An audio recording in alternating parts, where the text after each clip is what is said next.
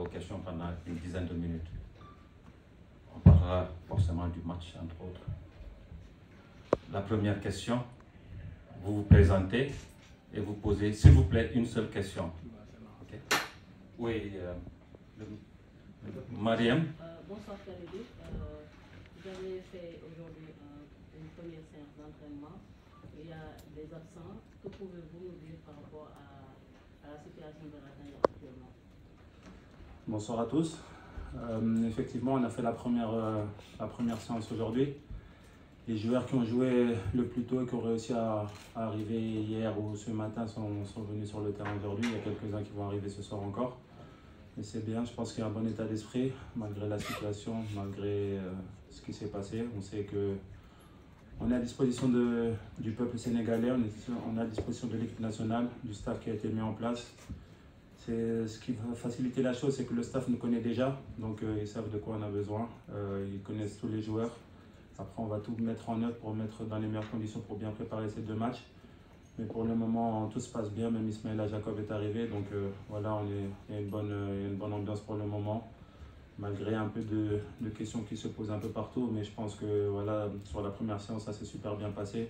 Le staff a très bien travaillé, les joueurs étaient bien impliqués et c'est ce qu'on demande. On va essayer d'être le plus sérieux possible.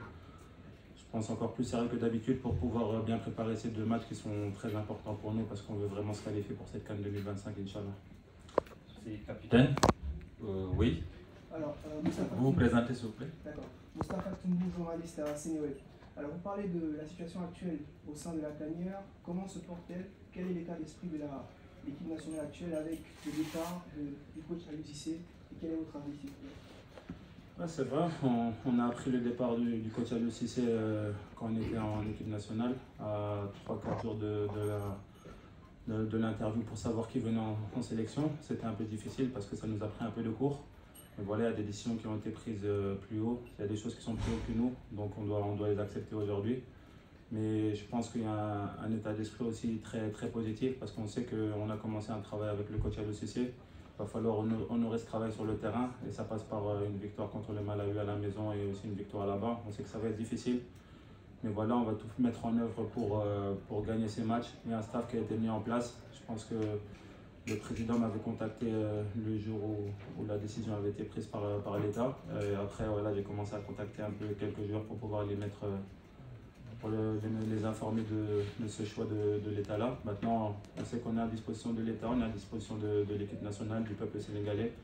Notre objectif, c'est faire plaisir au peuple sénégalais, comme on l'a toujours fait. On sait que ça va passer par vendredi, un gros match ici, mais il y a cet esprit où on voudra aussi donner honneur à notre ancien coach qui nous a quand même fait gagner une CAN, qui nous a fait gagner plus de 70% des matchs en équipe nationale. Donc je pense qu'il y a quelque chose à lui rendre sur le terrain. Et après, on verra ce qui se passera, mais en tout cas, nous, on est positifs. On sait que ça peut peut-être chambouler les jeunes, parce que les jeunes n'ont jamais connu ça, mais moi, je n'ai jamais connu ça. J'ai connu qu'un seul coach, un seul sélectionneur en équipe nationale.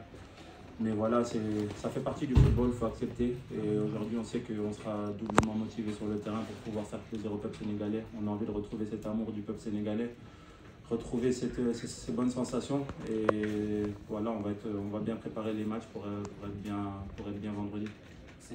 Au suivant, Djibril. C'est Pape Djibril Gaye du journaliste du quotidien Source A. Comme vous l'avez brossé tout à l'heure, la question ça tourne autour d'Aliou Cissé.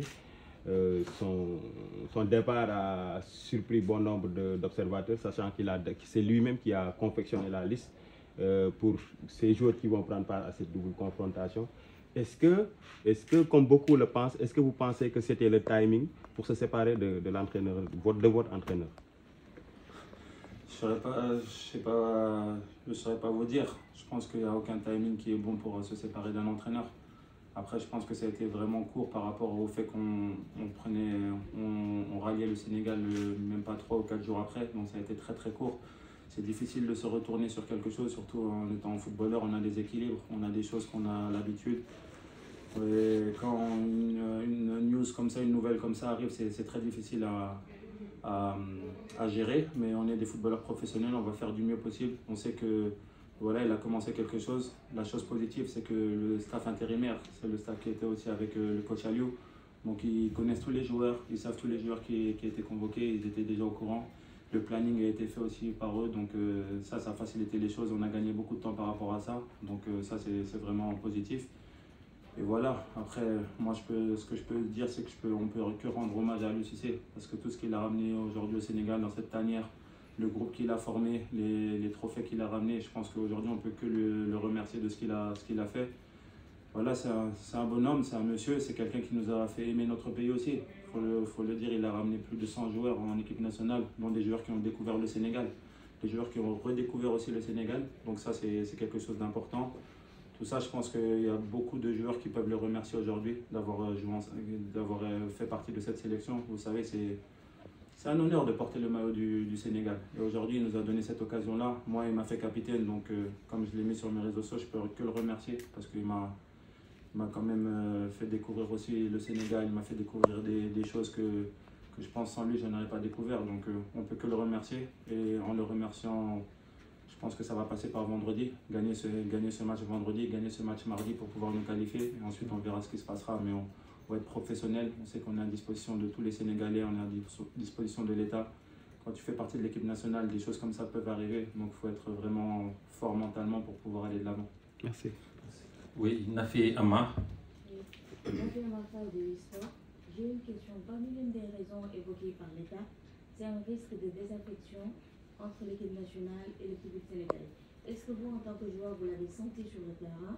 Et en tant que capitaine, quel message lancez-vous aux Sénégalais pour cette double rencontre contre le Mali? Ouais, un des motifs était celui-là, mais moi je ne fais pas attention à ça. J'ai juste pris acte de la décision de l'État. Après, je sais que les Sénégalais étaient déçus sur les 2 derniers matchs à domicile. On a fait 2 matchs nuls, on s'est fait reprendre sur les dernières secondes. C'était des erreurs de notre part sur le terrain. C'est pas le seul fautif, nous sommes aussi fautifs sur le terrain de ces égalisations-là. Mais voilà, je pense qu'aujourd'hui, si les Sénégalais sont un peu énervés, c'est juste parce qu'ils demandent un peu plus de notre part. Et c'est normal, ils sont exigeants avec nous parce qu'on a tel un potentiel énorme dans ce groupe avec des jeunes qui ont un futur énorme, qui vont venir prendre la place des plus anciens. On est là juste pour léguer cette équipe aussi. On sait qu'on n'est pas éternel, personne n'est éternel dans cette sélection-là. On sait que les jeunes sont en train de pousser, ils poussent très fort et ça me fait plaisir parce que j'ai envie que les jeunes nous poussent dans nos retranchements à nous pour pouvoir prendre nos places. C'est ce qu'on a fait nous quand on est arrivé en équipe nationale. On a poussé dans les retranchements certains anciens et jusqu'à aller prendre leur place. Et c'est ce qui va se passer aussi dans le futur dans cette sélection-là. Donc je pense que pour moi, le message que je peux donner aux Sénégalais, c'est d'être toujours derrière nous, comme ça a toujours été le cas. Moi, je suis très positif, je suis quelqu'un qui sait que ça passe par la positivité, par le travail, et c'est comme ça qu'on va gagner des titres, mais surtout l'union sacrée qui va nous permettre de gagner. Je sais que les Sénégalais sont exigeants avec nous, mais ça veut dire qu'ils se seront amoureux de cette équipe nationale. On va dire que c'est un thermomètre du pays. L'équipe nationale est un thermomètre du pays. C'est quand l'équipe nationale va bien que le pays va bien. On sait que ça passe par nous. On a des responsabilités. On va prendre ses responsabilités sur le terrain parce qu'on est des grands joueurs. On a une grande équipe et ça va passer par une victoire vendredi. On sait qu'on n'a pas le droit à l'erreur. On va faire plaisir à tous ces Sénégalais et j'espère qu'ils viendront très nombreux au stade parce qu'on a besoin d'eux. On a besoin de voir ce stade rempli, de voir tous ces Sénégalais heureux et on va tout faire pour les rendre heureux, Inch'Allah. Merci. Nous prenons la dernière question avant de venir avec Habib Diallo. Oui. Oui, bonsoir Taïbou, Mohamed El Diop, Eric Favre. Personnellement, en tant que capitaine, est-ce que vous avez discuté avec Aliou Cissé après la décision et comment a-t-il vécu cette situation? C'est dur à en parler. Oui, effectivement, j'ai parlé avec le coach Aliou Cissé. Je pense qu'on s'est eu au téléphone juste avant mon match, parce que j'avais match le jour-là, et on s'est eu au téléphone. Ensuite, je l'ai rappelé après, et on a discuté un peu, on a refait le monde. On s'est remémoré des souvenirs qu'on a eu durant ces 9 années dans la tanière. C'est vrai que ça a été une situation difficile, une décision difficile prise par l'État. Je pense que ce n'est pas une décision facile à prendre de leur part. Mais voilà, lui, il a pris vraiment comme une personne vraiment que je respecte beaucoup. C'est-à-dire il a été avec respect, il a été contre personne, il a accepté la décision. Vous savez, il sait qu'il a fait le travail.